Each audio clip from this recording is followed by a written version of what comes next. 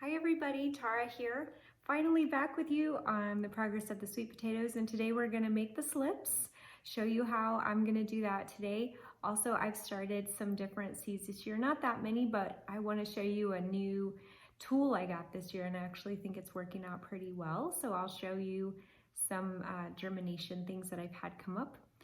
And without further ado, let's make some slips. All right, here they are. They're pretty big. At first, I just had growth on this one, and this guy over here. I now have growth here. This one is held in place by roots, so I know something is gonna come up here soon. This has roots here and here, and this guy has roots here. I don't know, this guy's held in place by roots, and this one is not. So that one might be a no-go. I really thought this guy was not in great shape. I didn't think it was gonna make shoots, but it is. So when you look at these shoots, and this is the biggest thing for me, is I feel like people set up a camera far away and they're not showing how to make the slips. They just say cut at dirt line. So one thing I did learn is I probably didn't put enough dirt, that it probably needed to be filled with dirt to about this level, but it still worked. It maybe just took a little bit longer than it might have. So what I'm gonna show you right here, if you can see them, are these little bumps here. And so what I'm gonna do is I'm gonna cut probably about here, and this will make two different slips, and then I'll put those in water and the roots will come out of there. Let me take a look at this other. And you can see all along here, there's these bumps. We'll make roots there. This one's really long, so I might just cut this whole thing here and put that in water. And then I'm probably gonna take quite a few off there.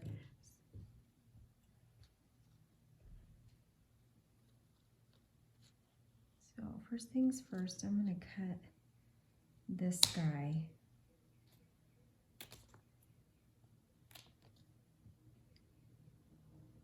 So I cut off some leaves, and I have here my water.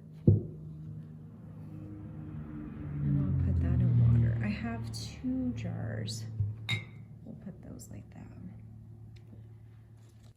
I'm not gonna cut all of the plant. And I'm gonna divide this in 2.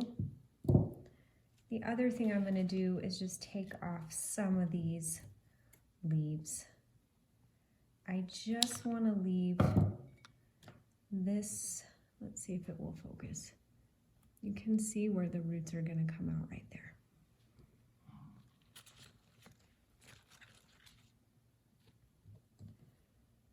And here's this one. The roots are gonna come there, so I'm gonna trim this leaf and we'll put that in the water. So far I have 3.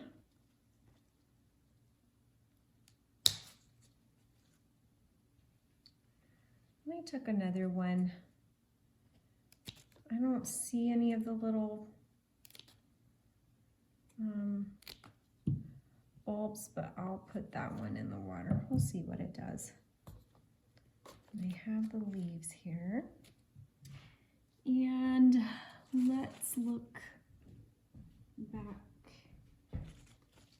here. I'm gonna take this guy right at dirt level. And once again, I'm gonna trim some of these leaves and just make it pretty bare at the bottom. I'm gonna put that in water, so I have 4 slips. And more are coming. So I think this is something we can space out, and I can have a succession plant. If you don't know what a succession plant is, it means I can start them at various times. and have sweet potatoes all season, which is pretty exciting. All right, so far I have 5 slips in my jars here. And I'll actually just leave these here on the kitchen table and we can watch them root. As the roots pop up, I'll show you more video. So I'm in my porch. I also wanted to show you I have this seed blocker, and you dip it down into soil that's been fairly wet. That will hold a shape, and this clamps down and you make blocks of soil. They have little tiny ones. Aaron wanted me to get a little tiny one and I didn't want to because that meant I'd have to like repot it fairly quickly. So I'll show you, hopefully like the sun's not too much, but let me get into better light. This here is, and I just used some meat trays that we cleaned really well. This here is called bee balm. I think it's from the mint family. My Aunt Sharon told me to grow bee balm, and it actually, I think it's a perennial, but I think it can act as an annual. It'll live outside and keep growing and growing, and it gets really big, and it has beautiful maroonish, fuchsia, purplish flowers. I'll see if I can try and insert a picture. Let me tell you, last year I started these in 2.5-inch pots. I did this in the house. This is our porch that I'm in where we have our office, and it's messy because we basically live in here. But these plants are doing 10 times better as far as strength, and I'll show you some other ones. They are so much stronger than the plants that I sowed last year. I picked a different soil too. That could be some of it, but I'm loving these blocks. I don't have to have pots.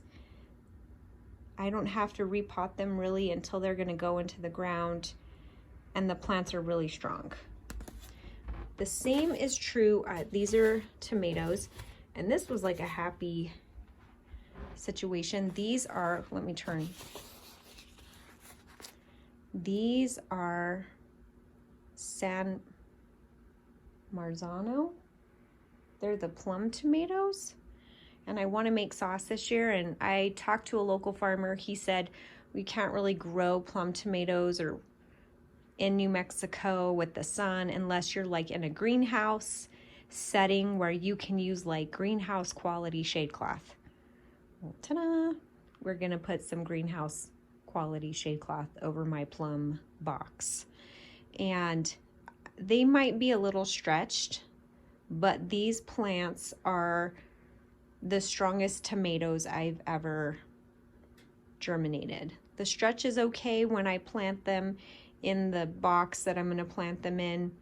I can just plant them a little deeper and that will accommodate the stretch. But as far as plants go, and I probably need to fertilize them pretty soon, but these are the strongest tomato plants I've ever germinated. And I germinated 6. I put 1 little seed. It makes a little hole. You can see right there. Put 1 seed in each hole, and I got almost like 90% germination.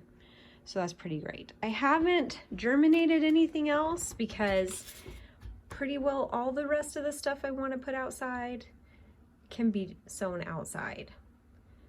I probably should have done more. I've got some flowers I want to do, but pretty well everything else can go outside. And I keep my sweet potatoes sitting there. And this is a nice, let's see if I can back up some. This is a nice germination stand. My mom gave it to me.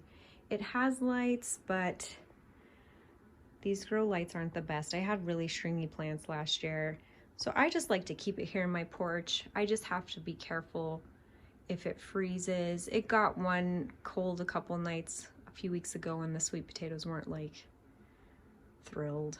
They did okay though.